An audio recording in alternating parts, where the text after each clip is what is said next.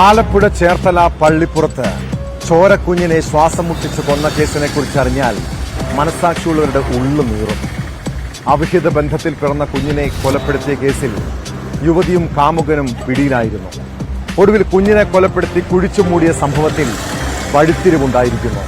കുട്ടിയുടെ പിതൃത്വം ഏറ്റെടുത്ത് മറ്റൊരു യുവാവ് പോലീസിന് മുൻപാകെ എത്തിയതോടെ ആകെ ആശയക്കുഴപ്പം. മുഖ്യപ്രതി രതീഷ് അല്ല കുഞ്ഞിന്റെ പിതാവെന്നും അയാൾ കബളിപ്പിക്കപ്പെടുകയായിരുന്നുവെന്നുമാണ് സംശയം. കുഞ്ഞിനെ ഗർഭാവസ്ഥയിൽ തന്നെ യുവതി ഇല്ലാതാക്കാൻ ശ്രമിച്ചിരുന്നതായും മൊഴിയുണ്ട്.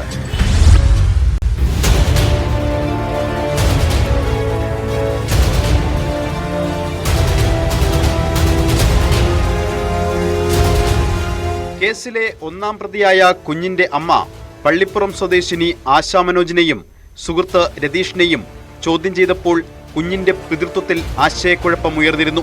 പ്രസവ സമയത്തടക്കം ആശുപത്രിയിലുണ്ടായിരുന്ന ബന്ധുവായ മറ്റൊരു യുവാവും യുവതിയുടെ സുഹൃത്താണെന്ന് പോലീസിന് വിവരം കിട്ടി.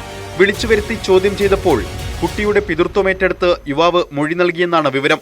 ഇതോടെ DNA പരിശോധനയ്ക്കായി പോലീസ് 3 പേരുടെയും സാമ്പിൾ അയച്ചിട്ടുണ്ട്. കഴിഞ്ഞ മാസം 31-ന് ആശുപത്രി വിട്ട ശേഷം ആശയും ഈ യുവാവും കുഞ്ഞുമായി അന്ധകാരനാഴി കടപ്പുറത്ത് പോയിരുന്നു.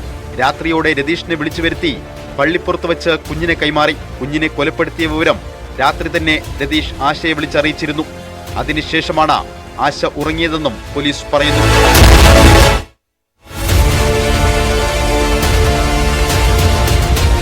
ഗർഭിണിയാണെന്നറിഞ്ഞതു മുതൽ ഗർഭം അലസിപ്പിക്കാനെന്ന പേരിലും പ്രസവ സമയത്തും രതീഷിൽ നിന്ന് ആശ 2 ലക്ഷം രൂപ വാങ്ങിയതായും മൊഴിയുണ്ട്. കഴിഞ്ഞ മാസം 31-ന് രാത്രി രതീഷ് തന്റെ വീട്ടിൽ വെച്ചാണ് കുട്ടിയെ കൊലപ്പെടുത്തിയത്. കൊലപാതകത്തിന് പ്രേരണയും പിന്തുണയും നൽകിയെന്നാണ് ആശയുടെ പേരിലുള്ള കുറ്റം. കൊലപാതക വിവരം 2-നാണ് പുറത്തറിഞ്ഞത്. അന്ന് തന്നെ ഇരുവരെയും പോലീസ് പിടികൂടുകയും കുട്ടിയുടെ മൃതദേഹം കണ്ടെടുക്കുകയും ചെയ്തിരുന്നു.